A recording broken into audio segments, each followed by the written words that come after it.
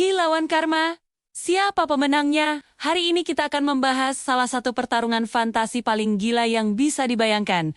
Gohan Beast melawan Boruto Uzumaki. Ini bukan pertarungan biasa. Ini adalah bentrokan dua generasi.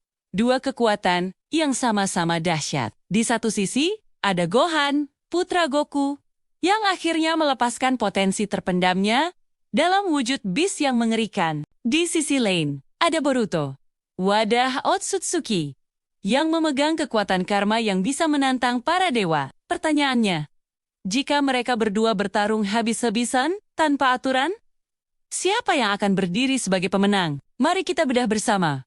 Mulai dari kekuatan, kelemahan, hingga skenario pertarungan paling epik. Pertama, mari kita lihat Gohan Beast.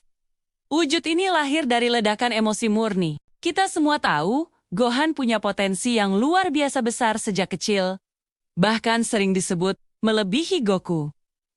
Tapi, potensinya selalu tertahan oleh sifatnya yang cinta damai. Nah, Gohan Beast adalah saat semua batasan itu hancur. Kekuatannya digambarkan mampu melampaui Cell Max dengan mudah. Padahal Cell Max sendiri disebut-sebut setara, atau bahkan lebih kuat dari Broly. Ciri khasnya adalah aura ungu keperakan dan rambut perak panjang yang ikonik. Serangan andalannya, Special Beam Cannon atau Makan Kosapo, menjadi berkali-kali lipat lebih destruktif. Kekuatan Gohan Beast adalah kekuatan mentah, brutal, dan didasarkan pada energi Q yang luar biasa besar. Kelemahannya mungkin Gohan sendiri. Apakah dia bisa mempertahankan wujud ini dalam waktu lama? Apakah sisi manusianya akan menahannya untuk benar-benar menghancurkan lawannya? Sekarang, mari kita beralih ke lawannya, Boruto Uzumaki dengan kekuatan karma.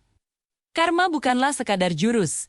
Ini adalah segel Otsutsuki yang memberikan Boruto akses ke kekuatan, kecepatan, dan kemampuan regenerasi level dewa. Saat karma diaktifkan sepenuhnya, Momoshiki Otsutsuki bisa mengambil alih tubuhnya, mengubah Boruto menjadi Borushiki. Dalam mode ini, Boruto bisa menggunakan rasengan raksasa, menyerap ninjutsu apapun, dan bahkan membuka portal dimensi. Kekuatan karma bukan hanya tentang daya hancur, tapi juga soal kecerdasan tempur dan teknik alien yang sulit diprediksi. Boruto bisa menyerap energi yang menjadi pertanyaan besar.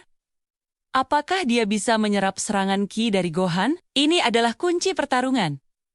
Namun, kelemahan karma juga jelas. Penggunaannya menguras cakra dan stamina secara masif, dan ada risiko kesadarannya diambil alih sepenuhnya oleh Momoshiki. Jadi, bagaimana skenario pertarungannya? Bayangkan Gohan yang marah besar berubah menjadi Gohan Beast.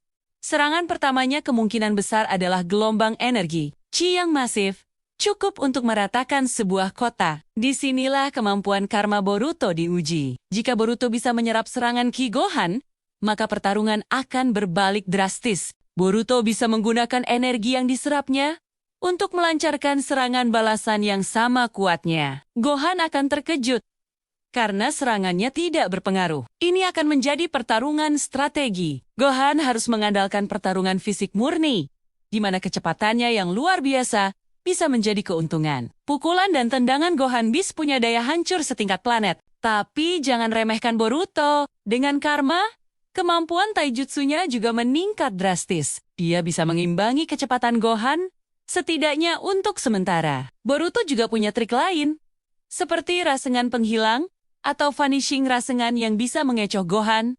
Jika terdesak, Boruto mungkin akan membiarkan Momoshiki mengambil alih. Borushiki tidak punya keraguan seperti Boruto. Dia akan bertarung dengan brutal dan licik. Mungkin dia akan mencoba membuka portal untuk memindahkan Gohan ke dimensi lain, atau menyerangnya dari titik buta.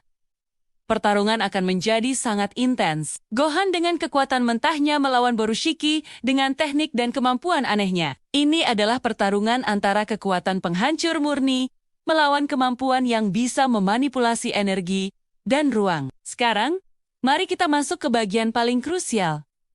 Siapa yang menang? Ini sangat bergantung pada satu faktor. Apakah Ki bisa diserap oleh karma? Dalam dunia Naruto, karma bisa menyerap semua bentuk ninjutsu yang berbasis cakra. Ki di Dragon Ball adalah energi kehidupan. Keduanya konsep yang berbeda. tapi memiliki kemiripan sebagai sumber kekuatan. Jika kita asumsikan karma bisa menyerap ki, maka Boruto punya keunggulan strategis yang sangat besar. Setiap serangan energi dari Gohan hanya akan membuatnya lebih kuat. Gohan harus bertarung jarak dekat, dan ini akan menjadi pertarungan stamina. Siapa yang bisa bertahan lebih lama? Gohan dalam wujud Beast atau Boruto dengan karma yang terus menguras energinya? Namun, jika karma tidak bisa menyerap Q, ceritanya akan sangat berbeda. Gohan Beast berada di level kekuatan yang jauh di atas apapun yang pernah dihadapi Boruto. Satu serangan Special Beam Cannon yang serius dari Gohan Beast kemungkinan besar tidak akan bisa ditahan oleh Boruto, bahkan dalam mode Borushiki sekalipun. Skala kekuatan di Dragon Ball, terutama di level Gohan Beast, sudah mencapai tingkat kosmik. Mereka bisa menghancurkan planet dengan mudah, sementara Boruto meskipun kuat, masih berada di skala kekuatan yang lebih terbatas, setidaknya untuk saat ini. Daya hancur murni Gohan Beast terlalu besar untuk diatasi hanya dengan teknik dan strategi. Jadi, inilah kesimpulannya. Jika karma bisa menyerap ki, pertarungan akan sangat seimbang dan bisa dimenangkan oleh Boruto melalui strategi cerdas dan kemampuan unik Momoshiki. Dia bisa membuat Gohan kelelahan, lalu melancarkan serangan terakhir. Tapi, jika kita melihat berdasarkan skala kekuatan yang ditunjukkan di masing-masing anime dan mengasumsikan ki tidak bisa diserap begitu saja, maka pemenangnya hampir pasti adalah Gohan Beast. Kekuatan mentahnya berada di dimensi yang berbeda. Satu serangan serius darinya sudah cukup untuk mengakhiri pertarungan sebelum Boruto sempat menggunakan semua triknya. Ledakan emosi Gohan melepaskan monster dengan kekuatan yang bahkan mungkin ditakuti oleh para dewa penghancur. Bagaimana menurut kalian? Apakah kalian setuju dengan analisis ini? Siapa jagoan kalian dalam pertarungan epik ini? Tulis pendapat kalian di kolom komentar ya. Jangan lupa untuk like video ini jika kalian suka dan subscribe channel ini agar tidak ketinggalan pembahasan anime seru lainnya. Terima kasih sudah menonton sampai akhir. Sampai jumpa di video berikutnya.